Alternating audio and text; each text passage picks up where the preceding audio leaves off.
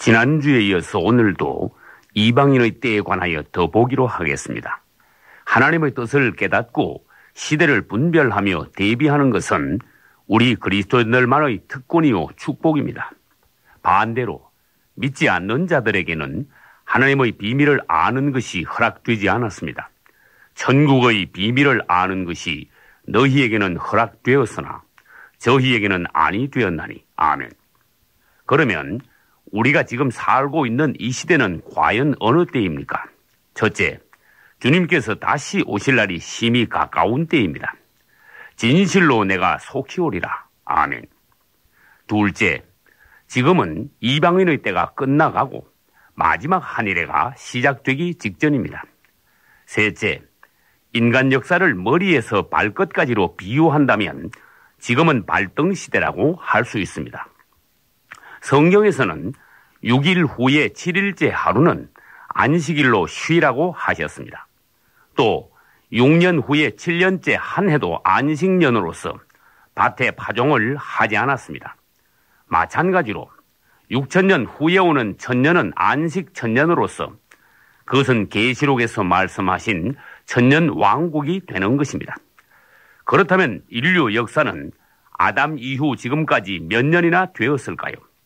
성경 연대기에 의하면 이미 6천년이 지났으므로 지금 우리가 얼마나 극적인 시대 말에 살고 있는지를 알 수 있는 것입니다.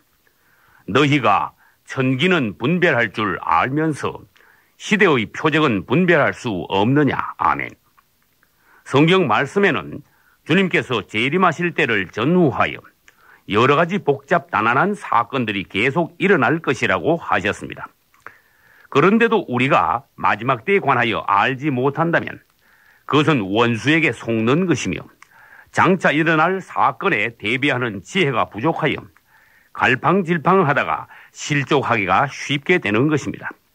내 백성이 지식이 없으므로 망하는도다. 아멘. 그러면 우리가 살고 있는 이 시대, 즉 이방인의 때의 끝에 일어날 일들에 관하여 몇 가지 보기로 하겠습니다. 첫째, 갈수록 난리와 전쟁, 그리고 기근과 지진과 온역이 극심해질 것입니다.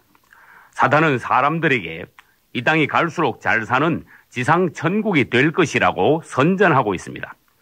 그것은 천국의 소망을 약화시키고 사람들을 땅에 뿌리 내리게 하려는 사탄의 작전인 것입니다. 하나님께서 보시기에 이 땅은 이미 소돔 성보다 더 악하여 심판만이 남아있는 상태입니다. 믿음으로 아브라함은 장막 생활을 하면서 천성을 바라보았고 믿음으로 모세도 애굽의 모든 보화보다 그리스도를 위해 고난받기를 더 기뻐했습니다. 둘째, 전 세계에 흩어져 있는 유대인들이 모두 본국으로 돌아오게 될 것입니다. 현재 이스라엘 땅에 살고 있는 유대인들은 약 500만 명인 반면 외국에 흩어져 있는 유대인들은 약 1300만 명이나 되며 그중 미국에만 600만 명 이상의 유대인들이 있습니다. 사람의 상식으로는 약 1300만 명이 모두 본국으로 돌아온다는 것은 불가능한 것 같지만 하나님께서는 마지막 때의 징조로서 또 유대인들을 모아 구원하시기 위해 그들을 남김없이 돌아오게 하시는 것입니다. 유대인들이 각국에 흩어진 것은 하나님의 형벌이며 다시 돌아오는 것은 하나님의 축복입니다. 에스겔서 39장 28절을 읽어보겠습니다. 전에는 내가 그들을 사로잡혀 열국에 이르게 하였거니와 후에는 내가 그들을 모아 고토로 돌아오게 하고 그 한 사람도 이방에 남기지 아니하리라. 아멘. 이스라엘은 하나님의 특별한 선민으로서 그들의 동향은 종말 역사와 밀접한 연관이 있으므로 우리는 항상 이스라엘을 주시해야 합니다.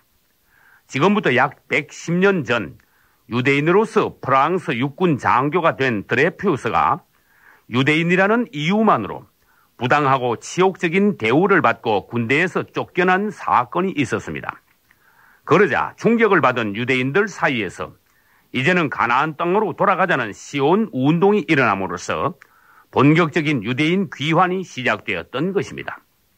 그때 이스라엘 지도자가 된 데오도르 헤르젤은 전 세계 유대인 대표들을 모아서 조직적이며 대대적인 시온 운동을 전개해 나감으로써 이스라엘 건국의 발판을 마련하게 되었습니다.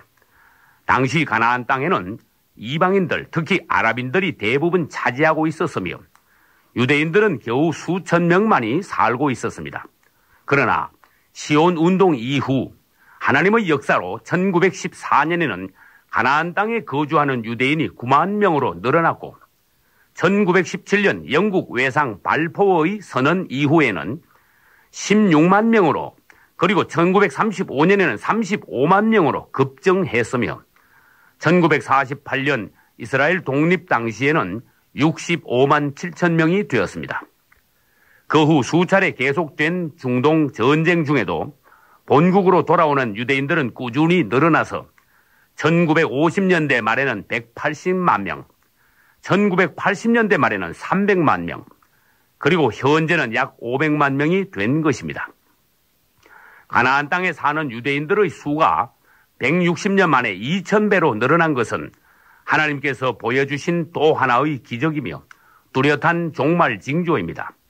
그리고 장차 곧 흩어져 있는 1300만 명의 유대인들이 모두 돌아올 날이 올 것인데 그것은 제2의 출애굽이라고 말할 수 있습니다.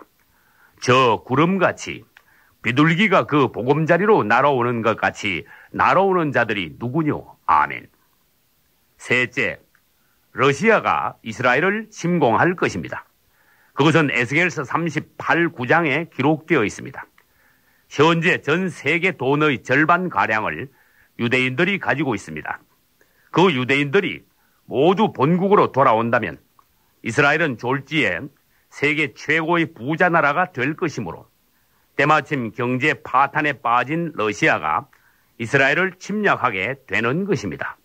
주 여호와의 말씀에 로스와 메섹과 두발왕 고가 내가 갈고리로 내 아가리를 꿰고 너를 이끌어다가 내 땅을 치게 하리니 이는 이방인들로 다 나를 알게 하려 함이니라. 아멘. 러시아 군대는 말을 타고 와서 갈릴리 바다 서쪽 머기또 평야, 즉 이스라엘 평야에 집결하지만 하나님의 개입하심으로 러시아 군대는 망하게 될 것입니다. 예전에 애굽에서 이스라엘이 큰 재물을 가지고 탈출해 나오자 바로 왕은 모든 군대를 동원하여 추격해 왔습니다. 마찬가지로 유대인들이 큰 재물을 가지고 가나안으로 돌아오는 때 이번에는 러시아 군대가 재물을 탐내어 침략해 오는 것입니다.